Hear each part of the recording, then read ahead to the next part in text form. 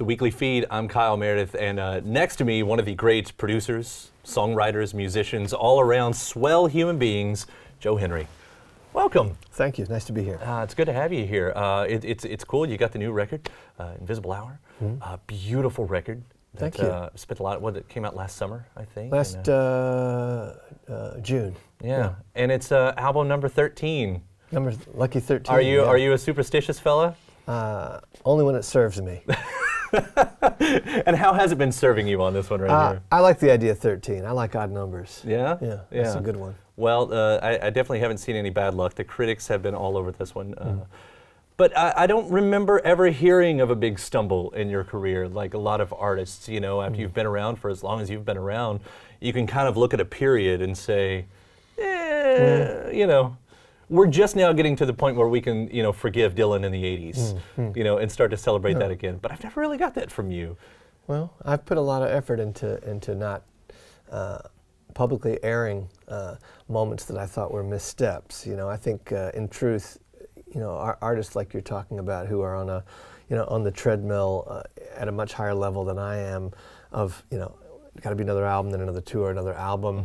I think when you get pressured to produce, it's easy to think, oh, that's fine. I need something. This, you know, this will work for now.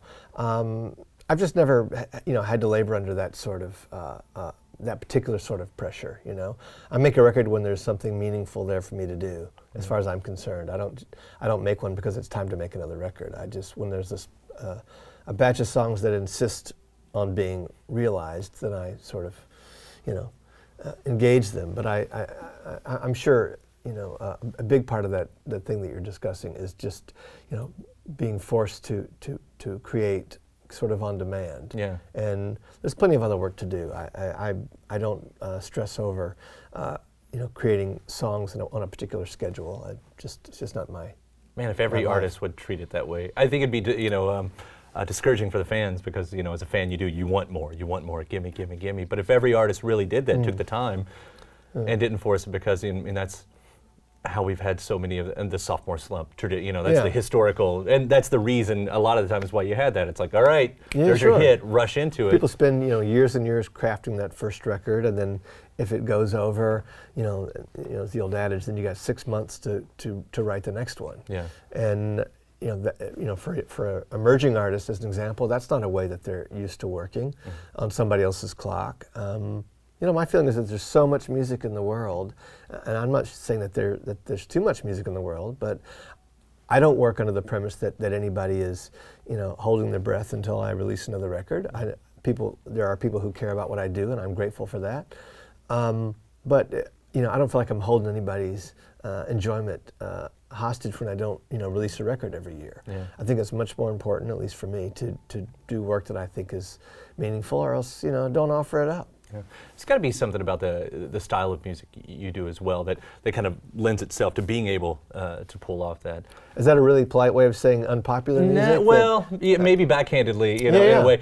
I'm actually remembering the only other time you and I have done an interview, you mentioned something about, and we were talking about AAA radio and NPR music and how it allows your type of songwriter to survive, you know, in a place that most people wouldn't. And I feel like now, with all of the outlets that's available. And some could argue there's too much music, there's too much ways to listen to music, but I would feel like when you're something that does skirt over or around or, you know, through the mainstream, whatever it is, it might be actually easier now than it would when we were trying to figure it all out in, say, 2001, 2004, or something like that. Well, you know, it's all in a state of evolution, and I'm not a person that thinks that you know, music is broken. You know, the delivery system is broken, and it has been for a long time. I mean, these are dark days for everybody, but they're a long time, you know, they're late coming. And, you know, we will emerge on the other side of it in some way, but it won't look like it has looked in the past, and it probably shouldn't. It puts everybody in a scramble. I mean, you're running your own label now. Well, more or less, or imprint, whatever you want to call it. Sure. Yeah. I mean, I am. And it's just another, you know, one more step towards real ownership. Yeah. You know, this idea that you put all this creativity into creating a record, you know, and then the idea of handing it off to a label, for instance, and stop thinking that there's a creative way to approach that as well. You know, if I think there's anything unique about the records I make, why not try to be as unique and appropriate to that music when taking it to the world as you are in creating it. So it just sort of, you know, with what was happening in the industry and, you know, where I was personally with my work, I just felt the time was right to just really claim ownership and responsibility for it and see what that was like. Yeah, and how has it been? Well, I mean, are you going to continue to do this? I've heard some people like, I'm going to start a label, I'm going to put my own record out, and then go, what was I thinking, you know? Oh no, it hasn't been like that at all. You know, so many labels now are outsourcing, you know, publicity and marketing and things like that, by example. And, you know, talking to my manager, who's a very smart and pragmatic man, you know, we can hire the same people that the label would hire, and be in a lot more control and have a lot better sense of how resources are getting spent. Because, you know, when a label has ideas and spends money on your behalf, and you don't get any farther down the field, and then you have an idea that might, and they're saying, well, we don't have any more money. Right. You go, well, if you hadn't have wasted it doing that, which I knew was a non-starter for someone like me. Like you don't belong on the cover of Tiger Beat.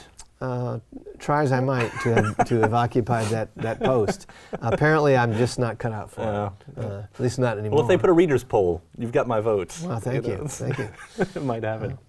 With this record, like I said, it's a beautiful record. I know that there has been a lot of spotlights on a certain theme about marriage and commitment and everything. And maybe we'll talk about that. But one thing that really jumps out at me is your use of spirituality, Christianity, God. And I say that in a sense that musicians really tend to be scared of that a lot of times unless you're a Christian rock band or something in that. But that doesn't seem, and this isn't like this isn't a Christian music thing where you throw it over the head. It's just your use. I know you grew up religious. Well, no, I'll correct you a little bit. I was raised by very religious Christian people. I do not personally self-identify as Christian. Yeah. I think it's a much more mysterious and broad engagement than that. I certainly reference quote unquote, you know, so-called God and characters in my songs are wrestling with some sense of the divine and that interaction. But and I'm not being coy at all. I'm not saying that those aren't factors in my life, but just because a character in a song of mine is grappling with God doesn't necessarily mean that I am. Yeah. And I notice, I can't help noticing that a lot of my characters believe things that I don't necessarily believe. Isn't that fun though? Or sure it is. You know, what Fellini said, you know, you create a character, then find out what they have to tell you. Yeah. It's not like I'm using a character to take my worldview out, you know, to the public. You know, I only challenged your assumption only because I think it's kind of creatively interesting. And I think it harkens to the fact that when you sing in the first person, as I typically do, I write from first person, there is a tendency for listeners, even well-educated ones, to assume that what you're delivering in the context of this particular narrative of a song is your own story, even if thinly veiled. Right. And I'm just going to tell you, in my case, it's not. Actually, and you do it well, though. Well, thank you. Yeah. Again, we're talking about Sparrow going into Grave Angels, you know, right? That's a nice 1-2 punch where you know, it really does. That's your opening of the record. Yeah. And there's the presentation. So I don't know if you know the NPR show On Being, Krista Tippett's show. I have heard of this. I don't know it though. It's a fantastic show, and she talks to an incredible array of creative people about spirituality, and no means specifically of any one persuasion. I just did her show in Minneapolis on Friday morning, which will air sometime in March. And so this is a very fresh topic of conversation, you know, when you give over to any kind of, you know, spiritual investigation, you know, in a song. You know, there's always the danger. I don't think it's actually a danger. I'm not too concerned about it. But that people will make assumptions about what that means about you as an artist. Right. And I think what it means to me is that I'm interested.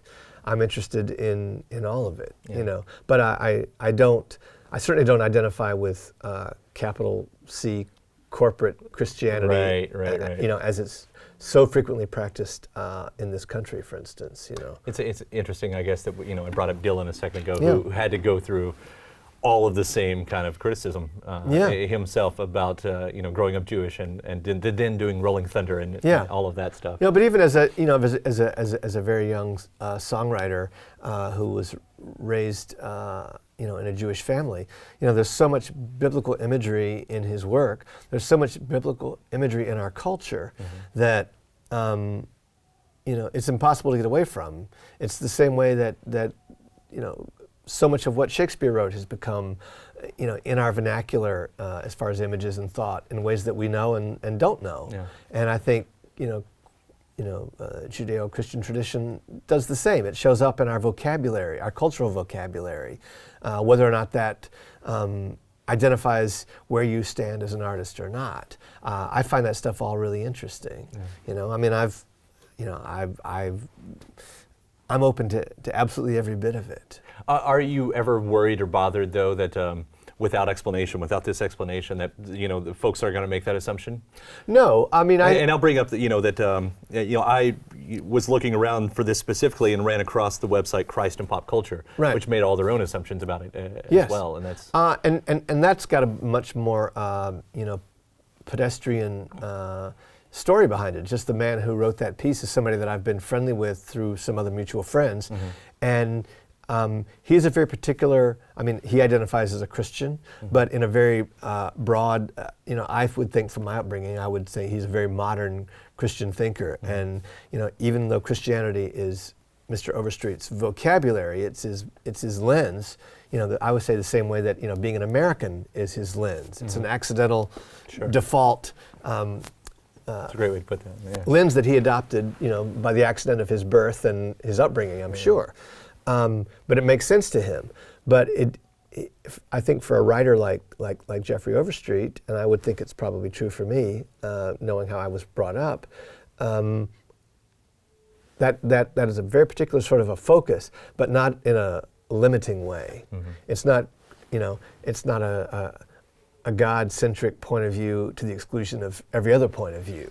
Though the Christians, for instance, who seem to talk the loudest and get the most airtime, you know, are the ones who are using it to corral and protect a certain kind of thought. And I would say, without exception, that attitude doesn't interest me one iota. It's dangerous ground over there. I mean, I mean, every single religion that has ever existed and ever will exist, you know, they all exist for one reason, and that is protect us from the weakest impulses of our own humanity.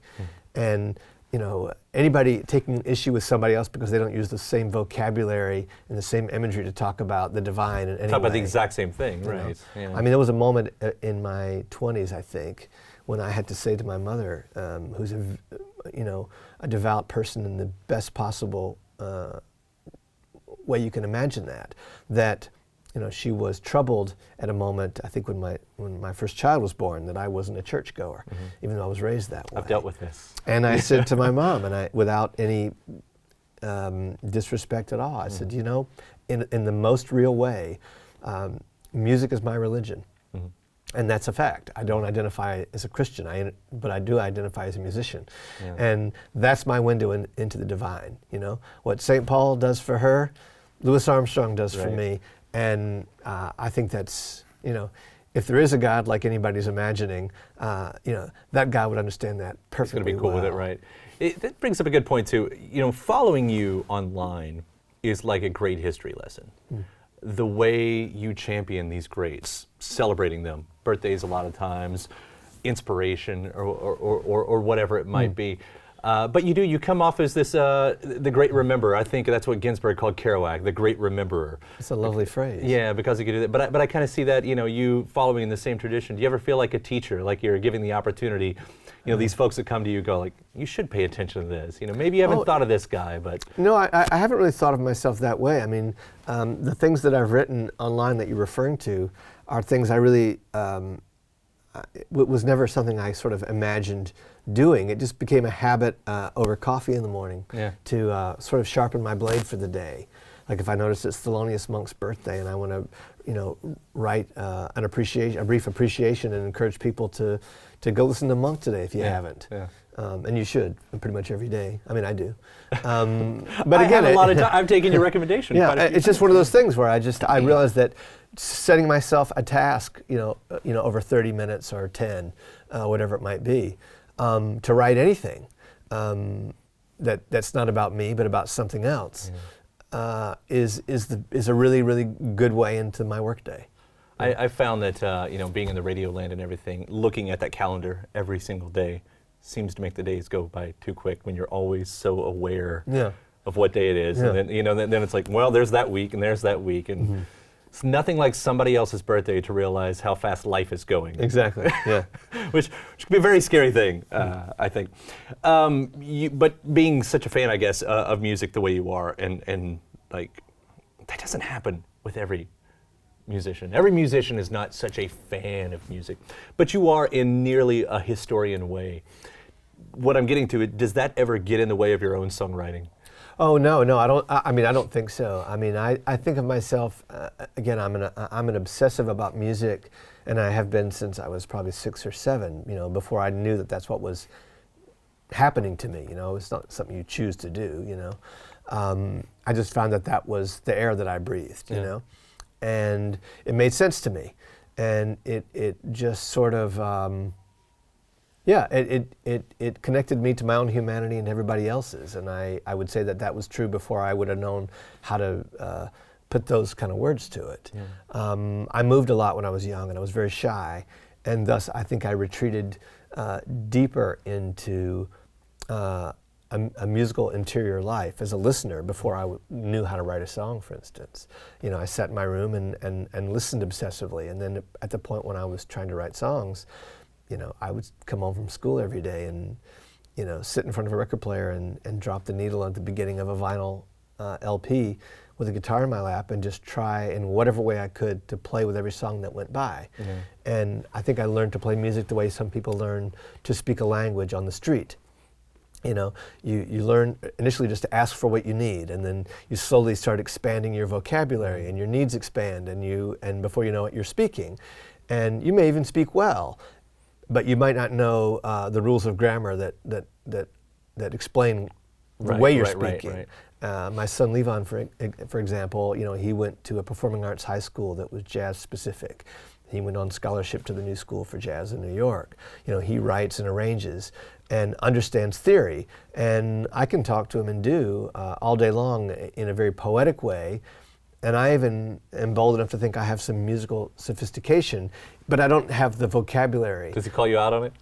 Oh, no. But there's times he's asked me about things, and I've said, I can tell you how that makes me feel emotionally when you play me this one version of an arrangement you're working on versus another one. Mm-hmm. But when you want to talk about the mechanics of it, call your friend Bill Frisell. Ask him. He can talk to you about it. I mean, he's invited you to. He knows the answer to that actual question of theory that you're posing, and I don't. You've had a charmed life, and bringing that up, it allows for your son to have a very charmed life, having those open doors, in ways that some of us may not have. I look at Levon's high school upbringing, for instance, and my studio is in the basement of our home where we live now, and at one point, my wife said, I'm nervous for Levon. He's breathing this rarefied air. He's going to have a real misconception about, how difficult a life this is if he decides to walk this path. And I said, I actually think just the opposite. Most of the people who come through here are responsible, dedicated career musicians, not celebrities. He's actually getting the best window into this because he's meeting people who are fiercely dedicated, who take care of themselves and support a family by doing this. And he's seeing them at work. It's not a rock and roll lifestyle that he's glimpsing that would make a mother fearful. Right. It's the best case scenario of people who are not about pulling that lottery ticket and becoming celebrity, but about finding a way through creatively that is sustainable. And in that regard, I think that has been an incredible thing for him to witness. Yeah, and how very lucky to actually have two parents who are that thoughtful in that specific way. You know. Yeah, you hope. Yeah. You know?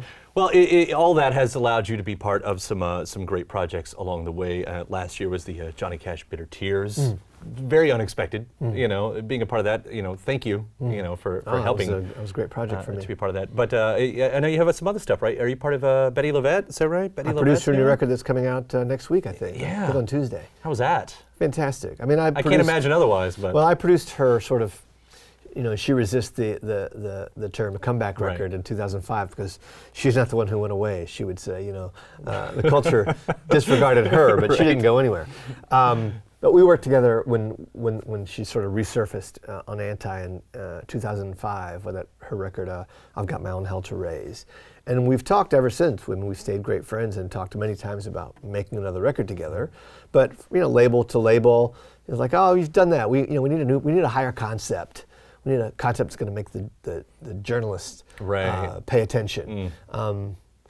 We're a bunch of idiots. I don't want to curse on your show. I would have to if I was going to quote her. Please do. Go on. This is for the web. You know, one day she just called me. You know, late last year or early last year, I should say, last spring, and just said, Joseph, you know, how about you and I making a great fucking record? Isn't that enough of a concept? And I said, it's enough for me. And if you're going to put it exactly that way. Yeah. So she's great, and I'm really, really proud of this record we made. I actually think it's a deeper record than the first one we made together. Yeah. I can't wait to hear that. Yeah. I've got to ask. I know you've been part of every single Madonna record except one for the past 15 years, I believe. Is that true? Except American Life, I think, is the only one I didn't see your credits on. No. Are you part of the new one? I don't think so, but she's fooled me before. I mean, I did send her some lyrics, and I think that if she used any of them, I would probably know about it by now. Right. But there have been times in the past where, you know, I sent her something to work with, just something for her to try on, and didn't hear anything back, and just thought it must not have appealed to her. And then, you know, last minute, right before a record comes out, you know, somebody calls the house and says, "Hey, we got to get this publishing sorted out." I go, as in, you know, what are you referring to? Right. But no, I don't think that I have a co-write on the new record. What a frustrating situation that was too, with the songs leaking. 3 months early, and it just happened to Bjork as well. Yeah, Bjork. it was pretty brutal. Yeah, I haven't even heard of big leaks like that happening for a couple of years now, and then suddenly, you know, 1-2 punch right there. Yeah, it's of course for somebody who's got that kind of visibility, and you know, but you know, true for any of us. You're crafting something, you know, you want to offer it when you're ready to offer it, when it feels like, you know, a fully realized thing, and when you're done, it's you know, it's heinous for somebody to take that away from you. Not to mention what it means to your livelihood. And I think it's really easy for people, just speaking of Madonna, just to think, oh, you know, she's rich, you know, what does she care? Just because you think somebody's well off, you think you're allowed to disrespect, you know, what is theirs. You know, I come down on her side just about every time on that sort of thing. I felt like it was almost like somebody pulls the rug out from under you, rolls up the rug, and then runs away with the rug. Sure, you know, it's exactly. That's a good analogy. You don't just fall on your feet, but suddenly you've got a bare floor to lay on. Yeah. You know, it's. I mean, I think her response to it was pretty good. It was probably the only card she really had to play, but she played it, as opposed to just sort of, you know, threatening a lawsuit and disappearing. Right. You know, she made the stuff available and just said, well, if everybody's going to have it, you know, you're going to have it through me. Right. I'm going to get paid for it. But, you know, it's not what I intended. You know, these are not final versions of these songs. Right. I mean, it's a weird thing, you know, all the art, all the different types of art in the world, and I think this is the only one where you could have a situation, you know, like the painter, no one's going to take the painting right as you're almost finished with it, you know, or something actually, like you know that. what, probably a decade ago, I don't know how much was in the news, but I mean, a similar thing happened to Tom Waits, where the album he was working on, I think it was Alice, he left a briefcase, as I understand the story, in a taxi cab in England with you know, rough mixes or demos of songs, and you know, whoever stumbled across it knew enough about the value of what that was and started, you know, uploading it onto the internet. And you know, that's some bad karma, especially for someone as you know, as beloved as he is. Right. You know. Yeah. Well, luckily the music still finds a way. You did the Richard Pryor book with your brother. You got any more books in you? Well, I mean, we're talking about another one together. Our publisher would like us to do another one, which is a lovely thought. You know, I write a lot of things besides songs. Who knows? I mean, is there ever your own story? Do you ever see that happening? No. Yeah, no, the biography no, or no, whatever. I don't. I don't think my life is interesting on that, in that sort of a way. I'd have to rob a liquor store, go in the Lamb for a while. I think there are music geeks out there who would find just some of those inside stories about your collaborations and the whatnots in the studio. Well, to me, I don't think that I don't think that sustains a book. I take books too seriously, and that sounds a little trivial to me as far as a point of departure. I've thought about writing more about music in the way that we wrote about Richard, for instance, which was about looking at the culture that allows it to happen. Yeah. Maybe an extension of those bite-sized things that you were referencing earlier. But I write a lot of poetry too, and things that show up that I know are not songs. Mm-hmm. Once in a while a poem is manipulatable into a song form. But some things that show up and you just understand that it might be good, but it just doesn't live in that realm. Right. These words are not necessarily musical. They wouldn't come off my tongue the way I'd want them to. So maybe we'll see those down the road. Maybe. Don't know. I can't wait. And again, Invisible Hour is beautiful. Thank you, Kyle. I love your records and your Thank career. you And so Joe, much. Thank you so much for stopping by. Oh, my pleasure. All Thanks. right. It's the Weekly Fee.